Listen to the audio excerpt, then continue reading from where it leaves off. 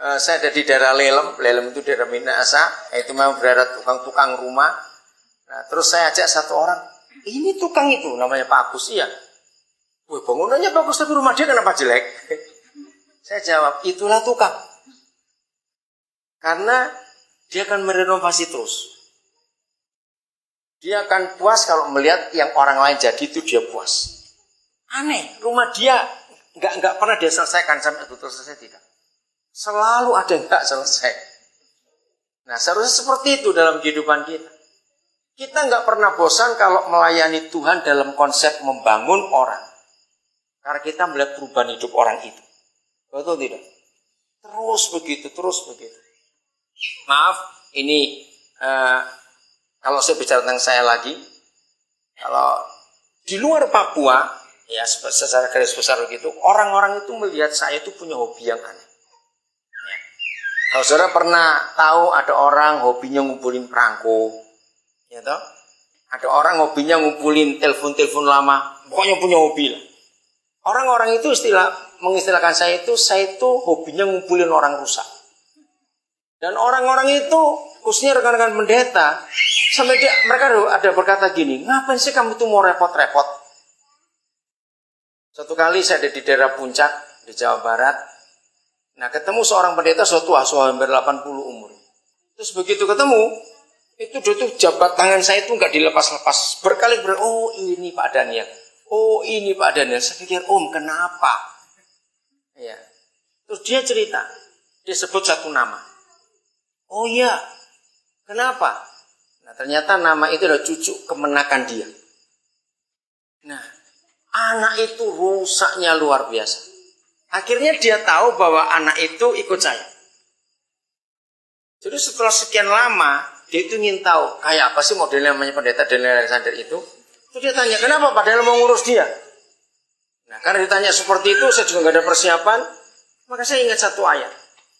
Saya mau ngurus orang seperti itu cuma satu alasan. Saya ingin menunjukkan kepada dunia bahwa hanya Yesus yang bisa merubah hidup orang.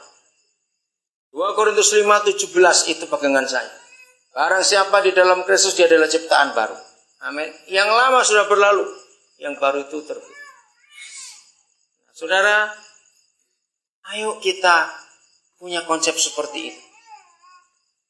Kalau saudara melihat batu-batu yang sudah rusak sekalipun, bentuknya juga karuan. Kalau dia seorang tukang yang baik, batu itu dia akan ambil. Betul tidak? Tetap akan berguna batu itu di tengah seorang tukang. Nah, itu yang Tuhan mau dalam kehidupan kita. Begitu sepanjang saudara hidup, lagi sekali apapun profesi kita, begitu ketemu orang, langsung miliki hati yang kuat sekali, rindu membangun orang itu. Ke arah Kristus, jangan lupa. Harus ke arah Kristus. Tidak boleh dibawa ke diri kita sendiri. Tidak boleh. Maka kalau kita kuat dalam konsep ini, percayalah, ke depan itu akan banyak hal yang Tuhan sediakan buat kita. Saudara, yang indah adalah begini, ini dalam pengalaman saya. Makin kita rindu melihat batu-batu rusak itu jadi batu yang berguna. Tuhan itu tahu bahwa sebagai tukang kita perlu sarana, bukan perlu alat-alat tukang, bukan. Ngerti maksud saya itu? Nah, di situ dia akan berikan. Dia akan berikan. Karena itu pekerjaan yang luar biasa. Oke, ayat 22 kita lihat. Ayat 22. Sebuah kebenaran. Kalau saya cerita ayat ini ya kepada banyak akan pendeta atau gereja, mereka itu selalu berkata, kenapa nggak ada pendeta yang khotbah ayat itu? Nah, saya tidak tahu berapa banyak di antara saudara yang sudah pernah dengar khotbah di ayat pasal 22 ini. Ya. Ayat yang ke-21 mulai sampai 25. 21 silakan baca. Jadi yang belum pernah dengar, mungkin baru hari ini saudara mengerti. Ya. Ya. Supaya engkau tenteram. Dengan demikian engkau memperoleh keuntungan. Terimalah apa yang diajarkan mulutnya, dan taruhlah firman-Nya di dalam hatimu. Ya. Saudara lihat bagian ini. Ini nasihat teman-teman Ayub kepada Ayub. Karena penderitaan begitu berat. Berlaku ramah kamu terhadap dia. Perhatikan firman yang dikatakan dari mulutnya. Apa yang dimaksud itu? Terus, apabila engkau bertobat pada yang Maha Kuasa dan merendahkan diri, apabila engkau menjauhkan kecurangan dari dalam kemahmu. Nah, ini perhatikan nanti kalimat ini. Jadi ayat ditegur, apabila kamu merendahkan diri, apabila kamu bertobat kepada yang Maha Kuasa, dan yang paling penting menjauhkan kecurangan di dalam kemahmu. Curang apa, Ayub? Terus membuang biji emas ke dalam debu. Ya. Emas Ofir ke tengah batu-batu sungai. Ya. Ayat berapa itu sudah?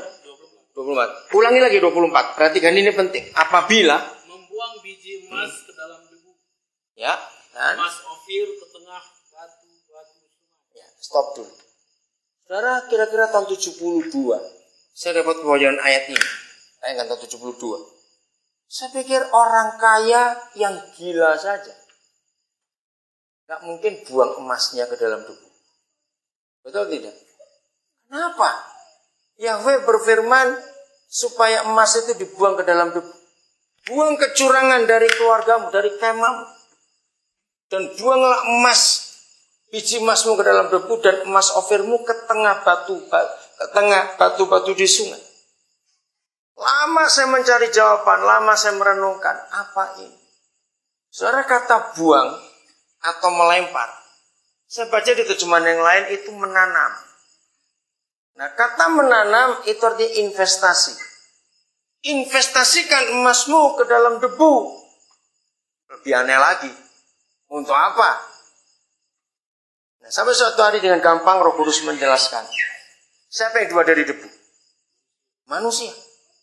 Nah, itu di situ saya baru ngerti bahwa kalau orang kaya punya uang banyak, tapi tidak pernah rindu membangun orang lain, menginvestasikan emasnya, membuang emasnya ke dalam debu, dalam hidup orang-orang.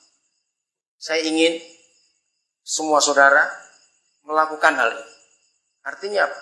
Kenapa saya termasuk sedikit sekali, atau mungkin cuma 1-2 aja di Indonesia, saya tidak tahu.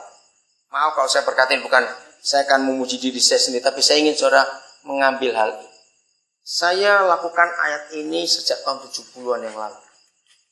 Menginvestasikan emas itu dalam hidup, ke dalam debu itu. Saya menyekolahkan cukup banyak orang, saudara tahu sendiri. Gara-gara ayat ini. Membangun orang. Terus harus begitu. Apa yang saya inginkan, bersyukur beberapa saudaramu di tempat-tempat lain. Mereka sudah sadar, sudah mulai mempersiapkan diri.